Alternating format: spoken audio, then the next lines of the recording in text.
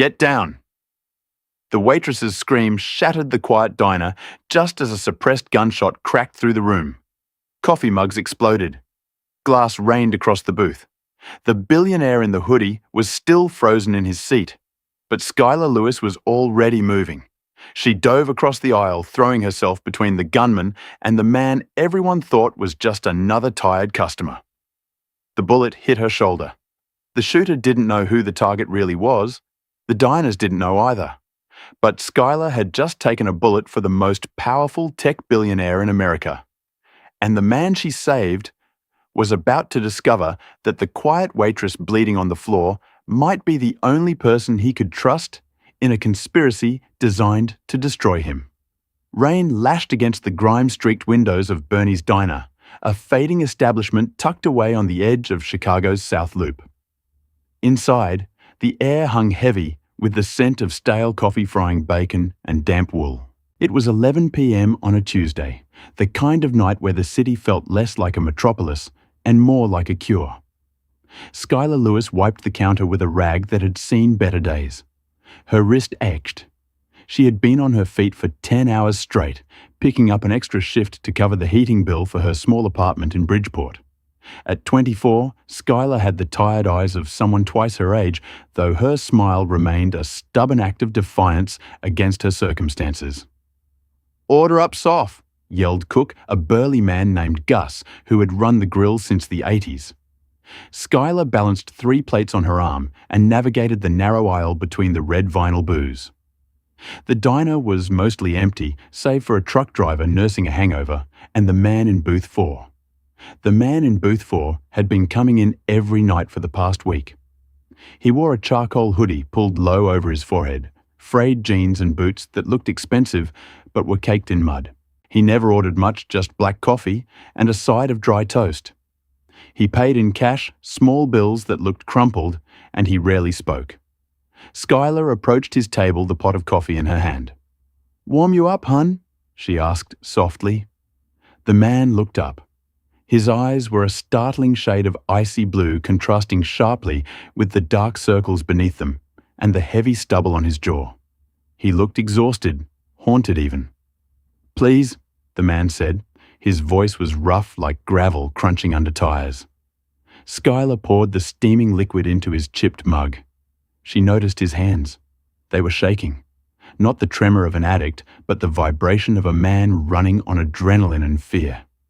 "You look like you're carrying the weight of the world tonight," Skylar said, placing a slice of cherry pie next to his coffee.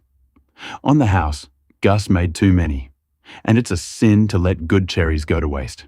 It was a lie. Gus counted every slice. Skylar would pay for it out of her tips, but this man looked like he hadn't eaten a real meal in days. The man stared at the pie, then up at her. For a second, the guard in his eyes dropped. "You shouldn't be young to me. You don't know who I am. I know you're a guy sitting in a diner at 11 at night in the pouring rain." Skylar shrugged, tucking a stray lock of blonde hair behind her ear. "That's enough for me." The man was Lucas Montgomery. The name would have graced the cover of Forbes and the Wall Street Journal continuously for the last 5 years. But here, in the dim yellow light of Bernie's, he was a ghost. He was the CEO of Montgomery Dynamics, a defense contracting firm and AI developer currently valued higher than the GDP of small countries. But for the last 7 days, Lucas had been missing. The news cycles were running wild with speculation. Kidnapping, embezzlement, a mental breakdown. The truth was far simpler and far more dangerous. Lucas had found a discrepancy in his company's ledger, a payment authorized by his own signature that he had never signed, a payment to a mercenary group known as the Vanguard. When he tried to investigate, his brakes failed on the I-90. He had survived, ditched his car, and gone underground. He couldn't trust his security, his board, or even his family. "Thank you," Lucas murmured, picking up the fork. "My name is Luke." "Nice to meet you, Luke. I'm Skylar." She smiled, a genuine warm expression that made Lucas's chest tighten. "Eat up. I'll keep the coffee coming." Skylar walked away to wipe down the counter again. She didn't see Lucas watching her, a look of profound sadness on his face. He wasn't used to kindness that didn't come with an invoice. In his world, a smile was a negotiation tactic. Here it was just a smile.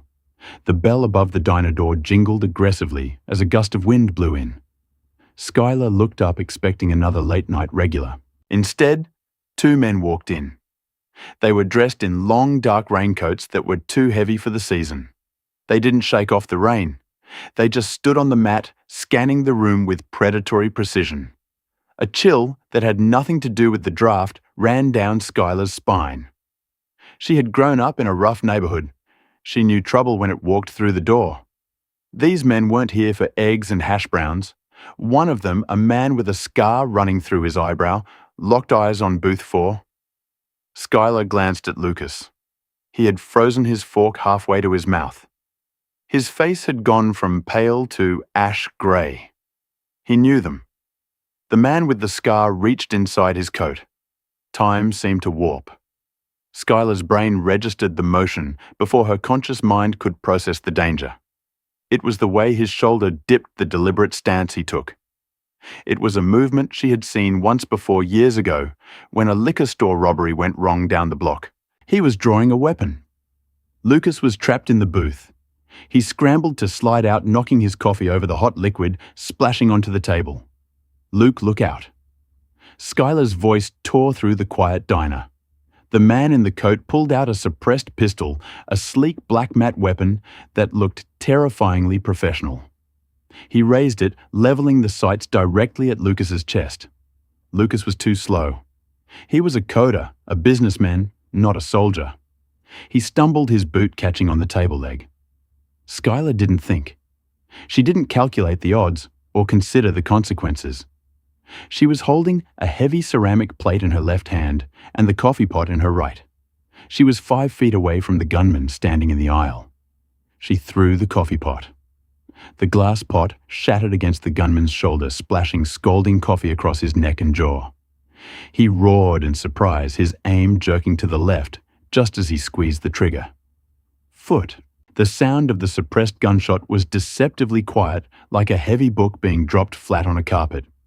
The bullet shattered the window behind Lucas, showering the booth in safety glass. "Get down!" Skylar screamed, launching herself forward. The gunman stumbled back, wiping the coffee from his eyes, but his partner was already moving. The second man stepped around the first, raising a similar weapon. He was calm, efficient, and cold. He adjusted his aim, tracking Lucas, who was now scrambling on the floor. Skylar was closer to Lucas than the door. She knew he wouldn't make it. The second gunman's finger tightened on the trigger. Skylar lunged. She threw her body across the aisle, placing herself directly in the line of fire just as the second gun flashed. The impact felt like being hit by a sledgehammer. It spun her around. The air left her lungs in a choked gasp. She didn't feel pain initially, just a massive dull pressure in her upper chest, followed by a burning sensation that spread rapidly like liquid fire. She hit the floor hard, her head bouncing off the linoleum. "No," Lucas roared. The sound was primal. The sight of the waitress falling the woman who had given him pie and a smile snapped something inside Lucas Montgomery. The paralysis of fear vanished, replaced by a cold, white-hot rage. He grabbed the heavy metal napkin dispenser from the table and hurled it with all his strength at the second gunman. It struck the man square in the forehead with a sickening crunch. The gunman reeled back, stunned. "Gus, the shotgun!" Lucas yelled toward the kitchen. Gus, the cook, had already ducked behind the service window. At Lucas's shout, the distinct clack-clack of a pump-action shotgun echoed from the kitchen. "Get out! Get the hell out!" Gus bellowed, leveling the barrel over the counter. The professional killers, realizing the element of surprise was gone and the situation was spiraling, made a tactical decision. Sirens were already wailing in the distance. Someone had triggered the silent alarm. The first gunman grabbed his stunned partner by the collar and they backed out the door, vanishing into the rainy Chicago night as quickly as they had arrived. Lucas didn't watch them leave. He was already on his knees beside Skylar. The diner was silent except for the hiss of rain and Gus's heavy breathing. Skylar, look at me." Lucas's hands, usually so steady on a keyboard, were trembling violently as he pressed them against the wound on her shoulder. The blood was dark and flowing too fast. Skylar blinked. The ceiling fan was spinning lazily above her. Why was the floor so wet? Why was it so cold? Did I get it? She whispered, her voice bubbling. You're crazy, Lucas said, his voice cracking. He ripped off his expensive hoodie, bunched it up, and pressed it hard against the wound. You're absolutely crazy. Why did you do that? He was going to hurt you, she murmured. Her vision was tunneling. The edges of the world were turning grey. Stay with me. Do not close your eyes, Lucas commanded. The authority of the CEO was back, but it was laced with panic. He turned to Gus. Where is that ambulance? 3 minutes out. Gus yelled, clutching the phone. Lucas looked back down at her. He saw the frayed collar of her uniform, the name tag that was slightly crooked. He saw the life draining out of the only person who had treated him like a human being in a week. Listen to me, Skylar. You are going to live. You hear me? You are going to live. And I am going to fix this. I promise you. Skylar tried to smile, but her lips felt numb. You owe me a tip. She breathed out. Then the world went black. The hospital scene. The waiting room of Northwestern Memorial Hospital was a sterile purgatory of beige walls and fluorescent lights. But Lucas Montgomery wasn't in the waiting room. He was pacing the corridor of the trauma unit, a place where civilians were strictly forbidden. Doctors and nurses gave him a wide berth.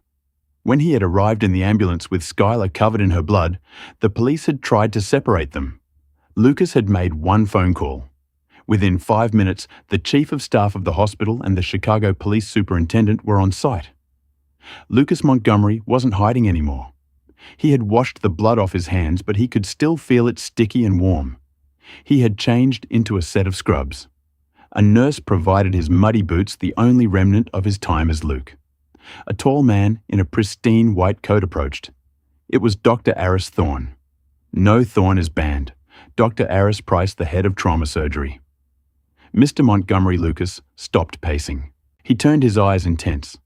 How is she? She's out of surgery, Dr. Price said, removing his glasses. The bullet nicked the subclavian artery and shattered the clavicle.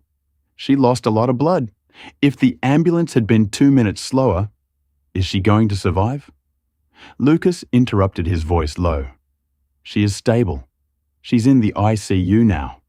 We've induced a coma to let her body heal from the trauma. But yes, barring infection or complications, she should survive. Lucas let out a breath he felt he had been holding for 3 hours. He leaned against the wall, sliding down until he was crouching. The billionaire tycoon, the man who shaped the future of technology, buried his head in his hands. Move her, Lucas said, suddenly standing up. Dr. Price blinked. Excuse me. The men who did this, they failed. If they find out she survived, and if they think she saw their faces, they might come back to finish the job. This is a public hospital. Anyone can walk in. Mr. Montgomery, she is in critical condition. We cannot just... I don't care about hospital policy. I am buying the entire 4th floor of the Montgomery wing, which I might remind you my family paid for. I want private security detail at every elevator and stairwell. I want her moved to the VIP suite, and I want her name scrubbed from the public registry. She is a Jane Doe, as of right now. Dr. Price looked at the man. He saw the steel in Lucas's eyes. This wasn't a request. I will make the arrangements, the doctor said quietly. Lucas nodded and turned to look through the small glass window of the ICU room. He saw Skylar lying there, pale and small, against the white sheets hooked up to monitors that beeped in a rhythmic cadence. He pulled his phone from his pocket. It was a burner phone he had picked up an hour ago. He dialed a number he hadn't used in years. It's me, Lucas said when the line connected. I'm coming out of the dark. Initiate Protocol 0 and find me the best private investigator in the city. I don't care what it costs. I want to know who sent the order. I want to know who signed my name. He paused, watching Skylar's chest rise and fall, and get a legal team ready. Skylar Lewis is about to become the most protected woman in Chicago. Consciousness returned to Skylar Lewis, not as a flood, but as a slow, rhythmic tide. First came the smell, not the grease and bleach of Bernie's diner, nor the antiseptic sting of a hospital ward, but something subtle and expensive. Lavender crisp linen and the faint ozonic hum of air conditioning. She opened her eyes. The ceiling was high-painted a soft cream color with crown molding that looked like it belonged in a museum. She turned her head, wincing, as a sharp tug of pain radiated from her left shoulder. Her arm was immobilized in a sling strapped tight against her chest. She wasn't in a hospital room. She was in a bedroom larger than her entire apartment. Floor-toiling windows dominated the far wall, offering a panoramic view of the Chicago skyline. The buildings glittering like diamonds against the dark velvet of the night. "You're awake." The voice came from the shadows near the window. Skylar tensed her heart, hammering against her ribs as memories of the shooting flashed before her eyes. The shattered glass, the muzzle flash, the burning pain. A figure stepped into the soft light of the bedside lamp. It was Luke. But it wasn't the Luke she knew. Gone was the stubble, the grime-streaked face, and the desperate, haunted eyes of the man in booth 4. This man was clean-shaven, his jawline sharp and aristocratic. He wore a white dress shirt with the sleeves rolled up, revealing forearms that looked capable and strong. He looked like a statue brought to life, imposing and terrifyingly powerful. "Luke," she rasped. Her throat felt like sandpaper. He moved quickly, pouring a glass of water from a crystal cup on the nightstand. He held the straw to her lips. "Drink slowly. You've been out for 2 days." Skylar drank greedily, the cool water soothing the fire in her throat. She pulled back, studying him. "Where am I? What happened to the diner?" "You're in my penthouse in the Gold Coast," Lucas said, setting the glass down. He pulled a chair close to the bed and sat, his posture rigid. "The diner is closed for repairs. I bought the building this morning to ensure Gus is compensated for the damage and lost business." Skylar's eyes widened. You bought the building. I had to make sure he wouldn't talk to the press." Lucas said, his tone matter-of-fact. "Skylar, there are things I need to explain. Things I should have told you before you took a bullet for me." He took a breath, looking at his hands. "My name isn't just Luke. I am Lucas Montgomery. I own Montgomery Dynamics." The name landed like a physical weight. Skylar knew the name. Everyone in Chicago knew the name. Montgomery Dynamics was the company that built the city's smart grid, the drones the police used, the security systems that protected the banks. He wasn't just rich, he was American royalty. The billionaire, she whispered the absurdity of it washing over her. "I gave a free pie to a billionaire." A ghost of a smile touched Lucas's lips. "It was the best pie I've ever had. But that's irrelevant now. Skylar, the men who attacked us, they weren't random robbers. They were a hit squad hired to kill me. Because you saved me, because you saw them. You are now a target." Skylar tried to sit up, but the pain forced her back down. "I have to go home. My cat, my shift." "Your cat Barnaby is in the kitchen eating fresh salmon," Lucas interrupted gently.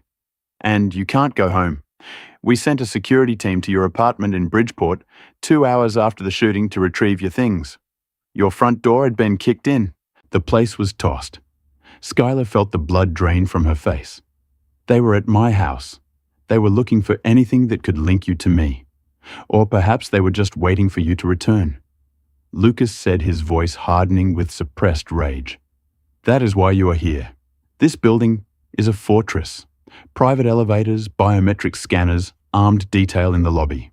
You are safe here." Skylar looked around the luxurious room. It was beautiful. Yes, the silk sheets were softer than anything she had ever touched, but the realization settled in her stomach like a stone. She wasn't a guest. She was a refugee in a palace. "How long?" she asked, her voice trembling. "Until I find out who sent them," Lucas vowed. He leaned forward, his blue eyes locking onto hers with an intensity that made her breath hitch. "I have resources, Skylar.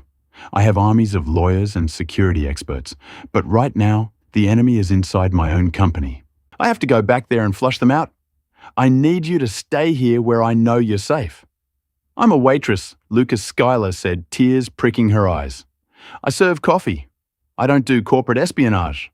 I don't do hitmen. I just wanted to pay my rent." I know, Lucas said softly. He reached out his hand, hovering over hers for a moment, before he gently covered her fingers. His skin was warm. And I am sorry. I dragged you into this, but I swear on my life, I will get you out of it. I will settle your debts. I will set you up for life.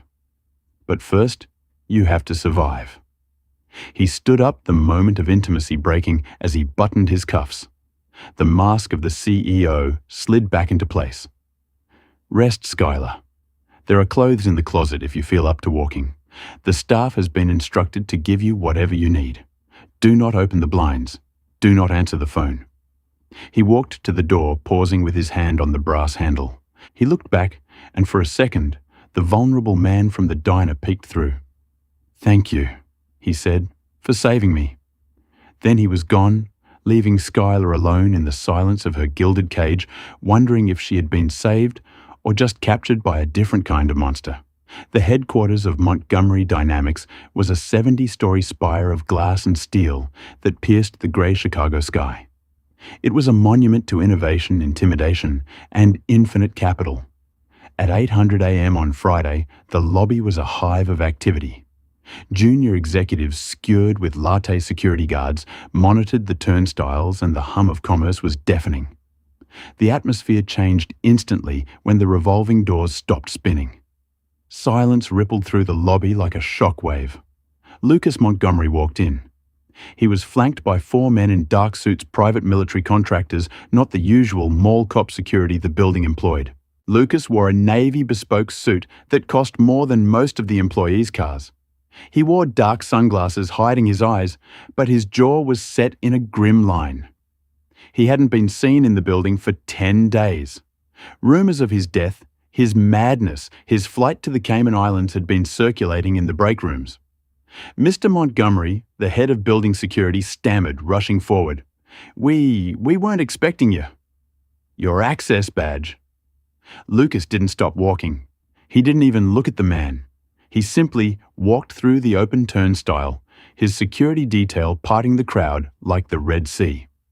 "I don't need a badge to enter my own building," Frank Lucas said, his voice projecting clearly across the silent lobby. He marched to the executive elevator, pressed his thumb against the biometric scanner, and waited. The doors slid open. As they closed, he removed his sunglasses. The exhaustion was gone. The fear was gone. All that remained was the predator. The boardroom on the 70th floor was encased in soundproof glass. Inside, the emergency meeting of the board of directors was already underway. At the head of the table sat Grant Reynolds. Grant was Lucas's cousin and the CFO of the company. He was a handsome man in a sleek, slippery way, with perfectly gelled hair and a smile that never quite reached his eyes. He was currently speaking to the 12 board members, his hands clasped on the mahogany table. "Regrettable situation," Grant was saying, his voice smooth and somber. But given Lucas's erratic behavior prior to his disappearance and the volatility of the stock, we must consider a vote of no confidence. We need stable leadership. I am willing to step in as interim CEO to calm the shareholders. The double doors at the end of the room burst open. Grant froze. The board members spun around in their chairs. Lucas strode in, throwing a thick file folder onto the center of the table. It slid across the polished wood, stopping inches from Grant's hands. "Lucas," Grant said, recovering quickly. He stood up, opening his arms as if to embrace a prodigal son. "My God, you're alive. We were so worried. The police found your car. Saved the performance grant." "You're not that good an actor," Lucas said coldly.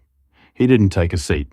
He prowled around the table, making eye contact with every board member. "I hear you're trying to bury me. A vote of no confidence. We had to protect the company." An elderly board member named Dawson sputtered. "You vanished, Lucas Hall. No contact for a week." "I was busy not dying," Lucas said. He stopped behind Grant's chair. Grant sat down slowly, a bead of sweat forming on his temple. "Someone sabotaged my brakes," Lucas announced to the room. "And 3 nights ago, 2 professionals tried to put a bullet in my head in a diner on the south side." Gasps went around the table. Grant's face remained impassive, but Lucas saw the slight twitch in his cousin's jaw muscle. "Who would do such a thing?" Grant asked, feigning shock. "That's what I'm going to find out," Lucas said, leaning down so his face was level with Grant's. "I'm initiating a full internal audit. Protocol 0. Every email, every transaction, every offshore account linked to any executive in this room is being frozen and scrutinized by an external AI forensic team as we speak." "You can't do that." Grant snapped, his composure slipping. "That's a violation of privacy." "The board won't authorize." "I own 51% of the voting shares, Grant." Lucas whispered loud enough for the room to hear. "I don't need your authorization. I am the king here. And if I find out that anyone in this room signed my death warrant..." Lucas let the sentence hang in the air, heavy with menace. He straightened up and adjusted his tie. "Meeting adjourned. Get out of my office." The board members scrambled to collect their papers and leave, eager to escape the suffocating tension. Grant was the last to rise. He gathered his things, slowly glaring at Lucas. "You're playing a dangerous game, cousin," Grant murmured as he passed him. "Paranoia destroys empires." "It's not paranoia if they're really out to get you," Lucas retorted.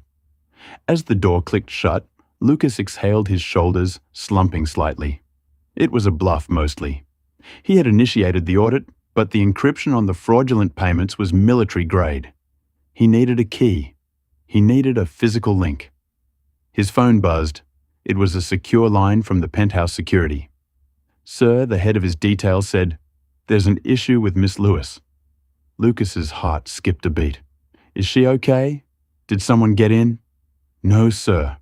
She's trying to leave. She's insisting on going to work." Lucas cursed under his breath. He grabbed his coat. "Don't let her leave the building. I'm on my way." Back at the penthouse, Skylar was dressed in a pair of oversized sweatpants and a cashmere sweater she had found in the closet.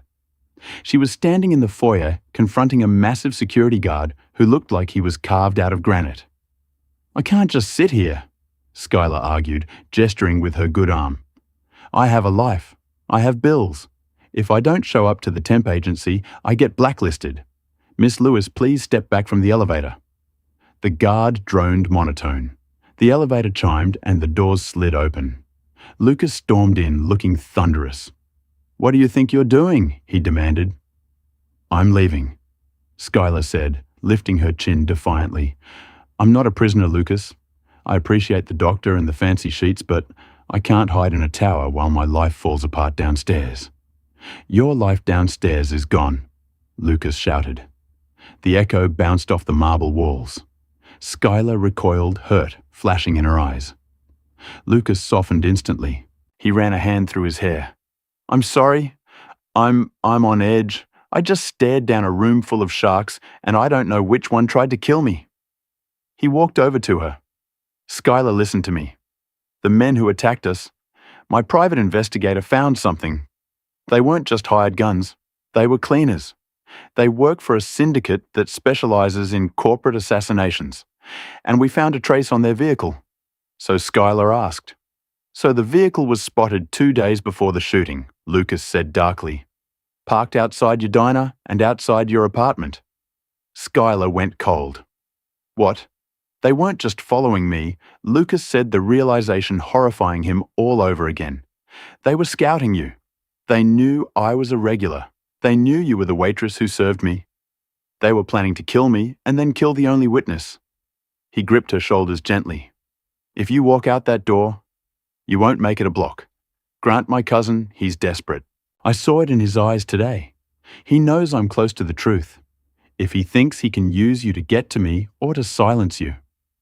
Skylar looked at the man who commanded billions of dollars, seeing the genuine terror he held for her safety. "Okay," she whispered. "I'll stay. But I'm not going to just sit here and watch TV while you play detective. I know the streets, Lucas. You know code and boardrooms. I know people. I saw something that night. Something I didn't tell the police because I was scared." Lucas focused on her. What did you see?" "The second gunman," Skylar said, searching her memory. "When you threw the napkin holder and hit him, his mask slipped just for a second. I saw a tattoo on his neck. It was a weird symbol, a snake eating its own tail. Lucas froze. An Ouroboros. Is that bad? It's not just bad. Lucas set his mind racing. It's the logo of a defunct subsidiary of Montgomery Dynamics, a shell company that was supposed to be dissolved 5 years ago. Project Ouroboros. He looked at Skylar with new respect. You just gave me the key. Good, Skylar said, her determination hardening. Now give me a laptop. If I'm stuck in this cage, I'm going to help you, Hunt. Lucas stared at her. The waitress from the South Side was more than just brave. She was a fighter. And for the first time since this nightmare began, Lucas didn't feel alone. Come with me, Lucas said, gesturing toward his home office. Let's catch these bastards. The library of the penthouse had been transformed into a command center. 3 massive monitors sat on the antique oak desk, their glow illuminating the anxious faces of Lucas Montgomery and Skylar Lewis. Outside, the rain had turned into a relentless Chicago downpour, battering the glass like handfuls of gravel. It had been 6 hours since Skylar revealed the detail about the Ouroboros tattoo. In that time, Lucas had done what he did best. He had torn the digital world apart. I found it, Lucas muttered, his eyes darting across lines of scrolling code. Project Ouroboros wasn't just dissolved, it was buried. But the accounts, they're still active. Skylar leaned over his shoulder. Her arm throbbed dully in the sling, but the painkillers were keeping the edge off. She squinted at the screen. To her, it looked like the Matrix, but one column caught her eye. What is Facility 4B? She asked, pointing to a recurring line item. Every time there's a withdrawal for consulting fees, which I assume is hitman money, there's a corresponding utility payment for Facility 4B. Lucas typed rapidly. Facility 4B. It's listed as a dormant storage depot in the meatpacking district. It's supposed to be empty. Montgomery Dynamics hasn't used it in 4 years. If it's empty, Skylar set a chill running through her. Why is the electric bill $3,000 a month? Lucas looked at her, a dark realization dawning on him. Servers.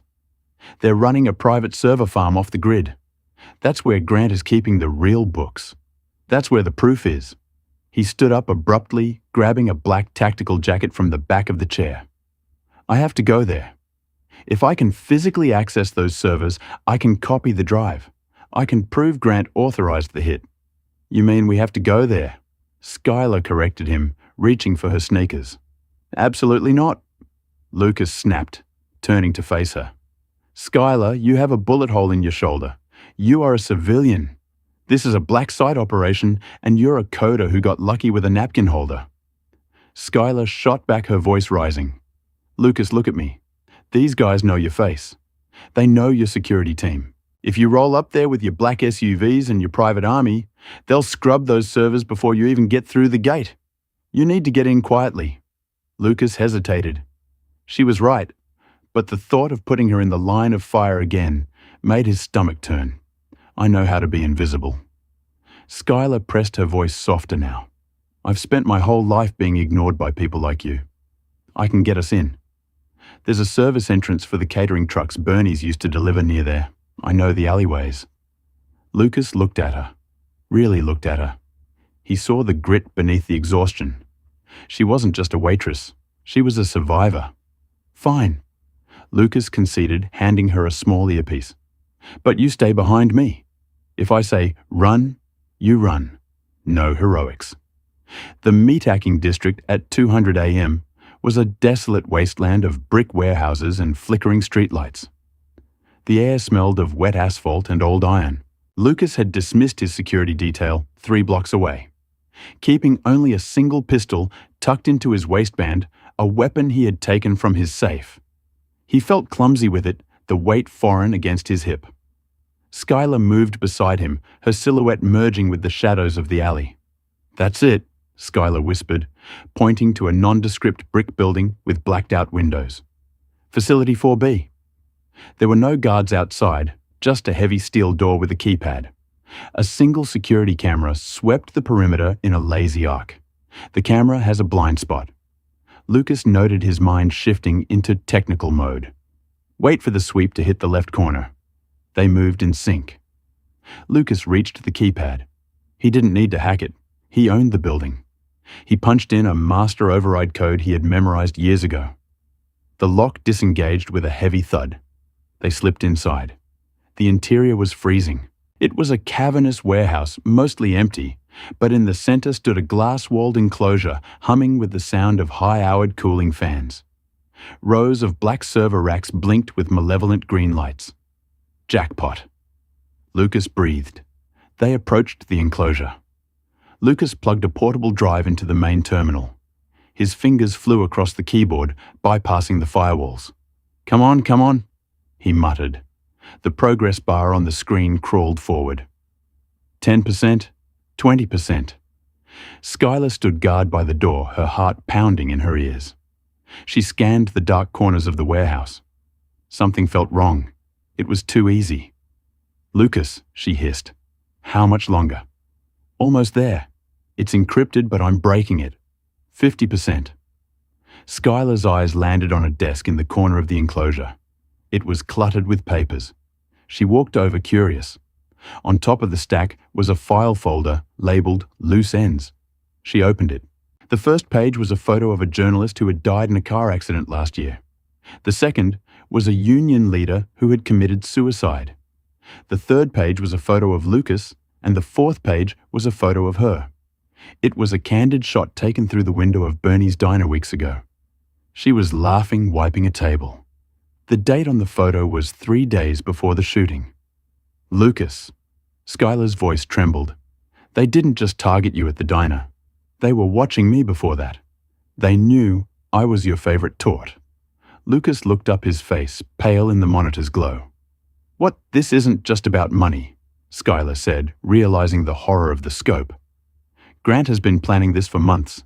He needed you to die in a public place, in a robbery gone wrong, so he wouldn't be implicated. I wasn't collateral damage, Lucas. I was the stage prop. Click. The sound of a weapon cocking echoed through the vast warehouse. Lights flooded the room from the catwalks above, blinding them. Skylar shielded her eyes, shrinking back against the server rack. Very clever, Skylar. A smooth voice boomed from the shadows. You always were sharp. A shame you wasted that intellect-pouring coffee. Grant Reynolds stepped out from behind a stack of crates near the entrance. He wasn't alone. Flanking him were 6 men armed with assault rifles.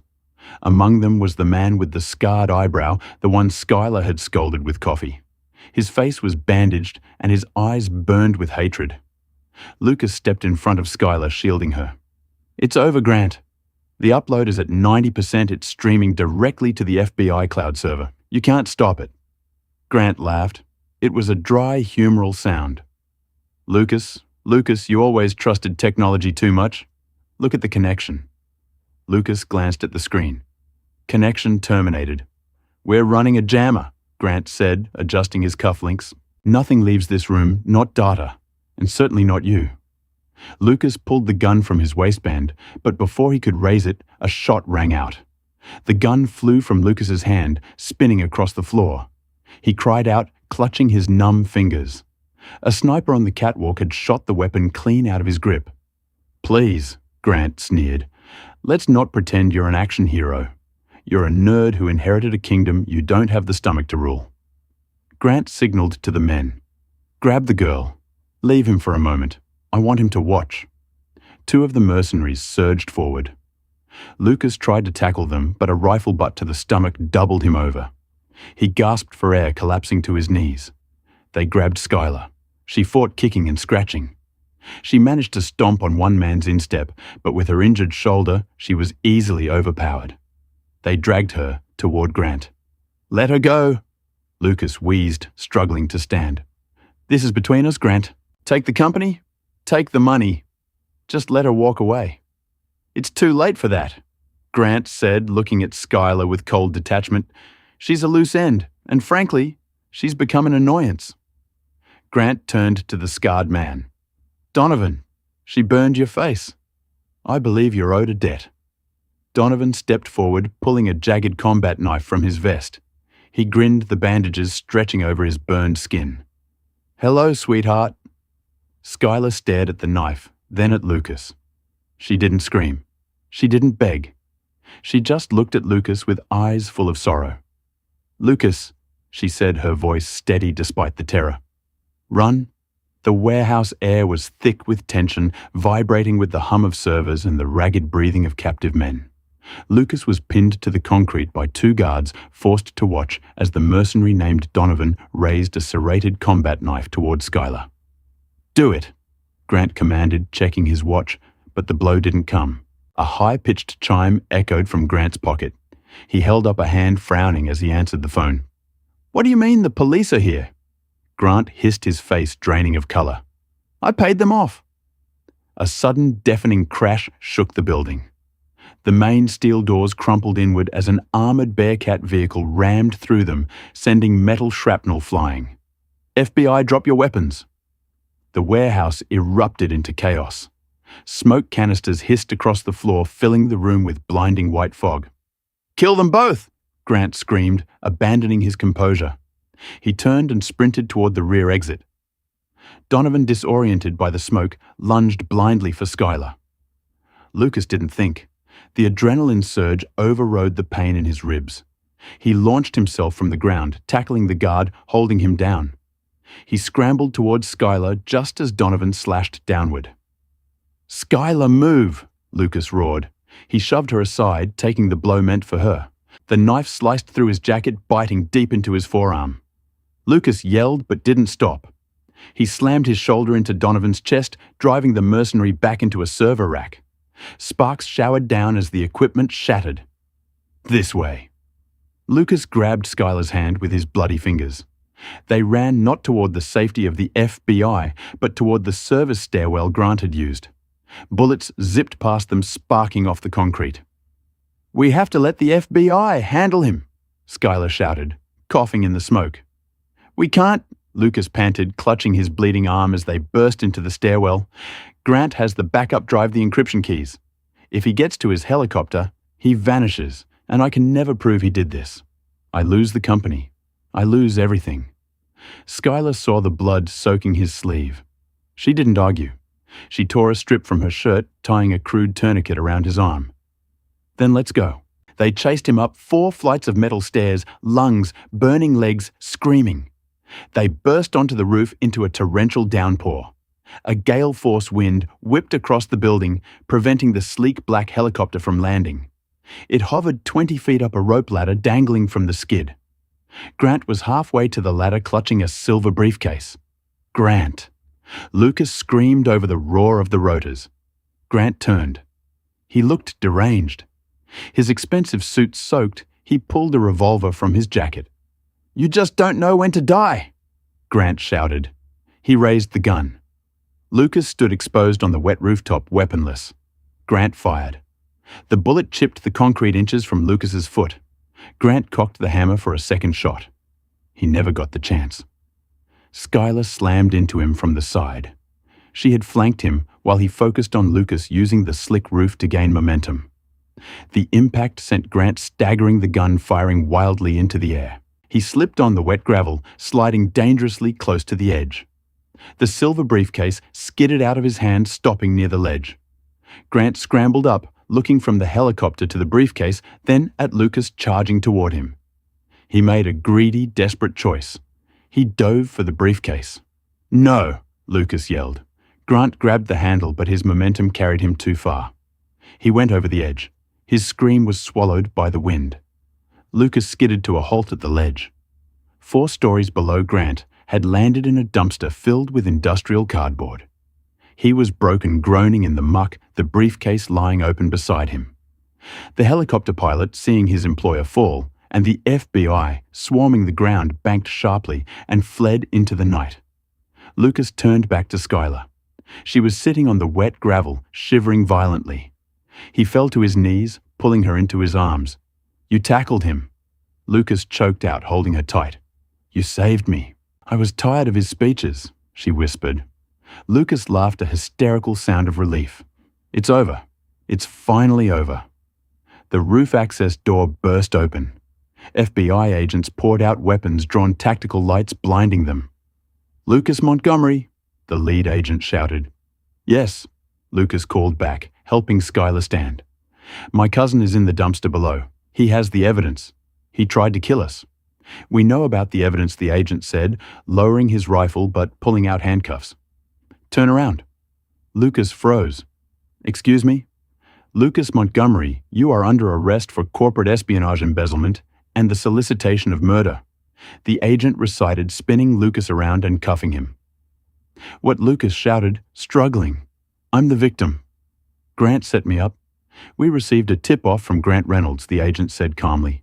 "He provided documents claiming you hired the Vanguard to stage your own kidnapping to cover your theft. And that you hired this woman," he pointed at Skylar, "to play the role of the innocent witness." "She has nothing to do with this," Lucas yelled. Another agent grabbed Skylar's arm. "You're coming with us too, Miss Lewis." "Get off me!" Skylar screamed. They were separated. Lucas was dragged down the stairs, shouting orders no one listened to. Skylar was led away in silence, looking back at the empty roof where just moments ago they thought they had won. The rain washed away the blood on the concrete, but it couldn't wash away the betrayal. The nightmare wasn't over. It had just begun. The interrogation room at the FBI Chicago field office was a grey box designed to break people. Skylar Lewis had been there for 10 hours, her arm throbbing in its sling, when Agent Miller slid a glossy photograph across the metal table. "Tell me again how you met him," Miller said flatly. "I served him pie." Skylar repeated her voice. Miller tapped the photo. It showed Skylar and Lucas in a dark alley exchanging a thick envelope. The timestamp read October 14th, 11:42 p.m. This was found in a dossier titled Operation False Flag inside the warehouse. Miller stated, "It outlines a $50,000 payment to you for participating in a staged assassination. We checked the diner's logs. The system says you clocked out at 10 p.m. that night." Skylar stared at the image. It was perfect. The lighting, her posture, even the shadows. Grant hadn't just framed them. He had rewritten reality with a deep fake so convincing it terrified her. "Lucas used you," Miller said, his tone softening. "If you admit it was a setup, we can talk about immunity." "I won't lie for you," Skylar said, her chin lifting. "And I won't lie for him." Miller sighed and stood up. "Then you're going to prison, Miss Lewis." "Wait." Skylar's eyes locked onto a detail in the photo. "Let me see that again." She studied her own figure in the picture. She ignored the face and looked straight at her waist. "It's fake," she declared. "Forensics says it's clean." Miller scoffed. "Look at the apron." Skylar pointed. "The bow is perfectly symmetrical. But I'm left-handed and I have a broken pinky that doesn't bend right. When I tie my apron, the loop always leans to the right. Always." She tapped the shoes in the photo. "And those are brand new sketches. On October 14th, I was wearing Nikes held together with duct tape. I didn't buy the new ones until Halloween." "I have the receipt in my wallet you confiscated." Miller froze. He looked at the photo, then at Skylar. The details were minute, the kind of high-priced digital fix-it team would miss, but a poor waitress would never forget. Miller grabbed his radio. "Get me the evidence bag for Lewis now." 2 hours later, the narrative had shifted, but they weren't safe yet. In the adjacent holding room, Alan Mercer Lucas's attorney delivered the news. Skylar discredited the photos. "The conspiracy story is crumbling, but Grant is pivoting. He claims he created the fakes as a security test to see if you were leaking info. He's spinning this as a corporate drill gone wrong." Lucas paced the small room, his mind racing. "He has the encryption keys in that briefcase. Has he opened it? No, he's claiming attorney-client privilege on the contents. Without that drive, we can't prove he ordered the hit." Lucas stopped pacing. He thought back to the warehouse, the server, the signal jammer that had killed his upload. The jammer, Lucas whispered. "It blocked the transmission to the FBI cloud," exactly, Alan said. "So we have no digital trail." "The jammer blocks transmission," Lucas corrected, a predatory glint returning to his eyes. "It doesn't stop local recording." He turned to Alan.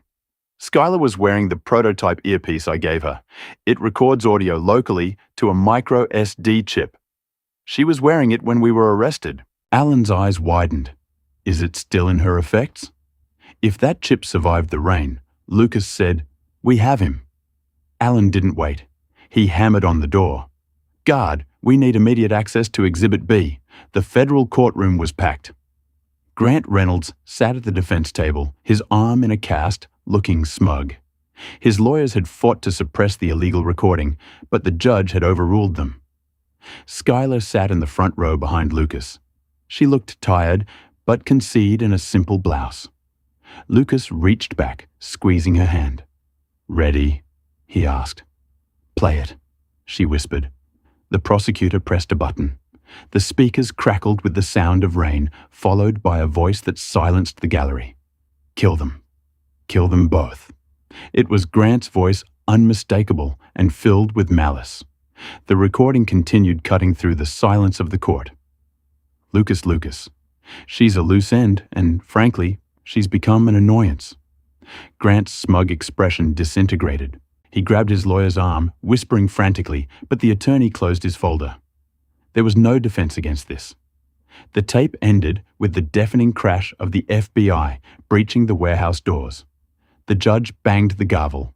Order. Lucas didn't look at the judge or his cousin. He turned to Skylar.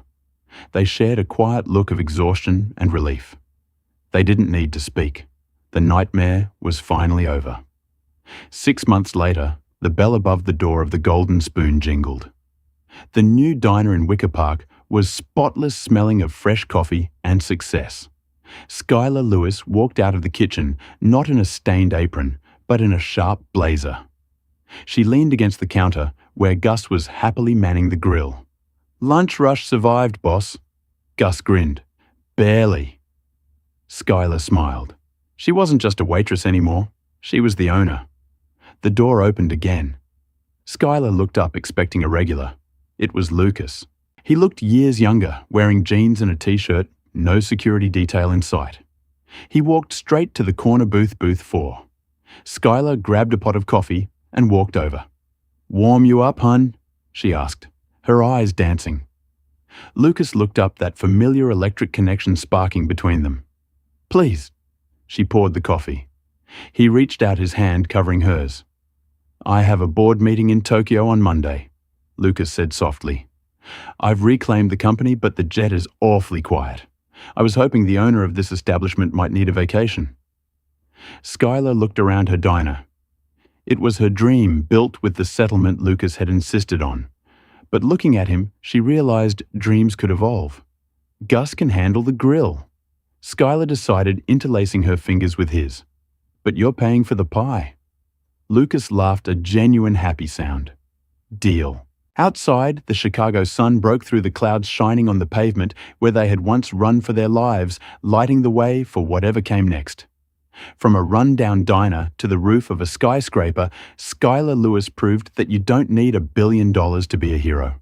You just need the courage to stand your ground. She saved Lucas Montgomery's life, but in the end, they saved each other. If you enjoyed this roller coaster of romance, danger, and justice, please hit that like button. It really helps the channel grow. Did you suspect the cousin, or did the twist catch you off guard?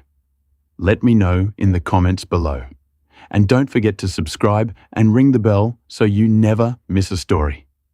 Thanks for watching, and I'll see you in the next video.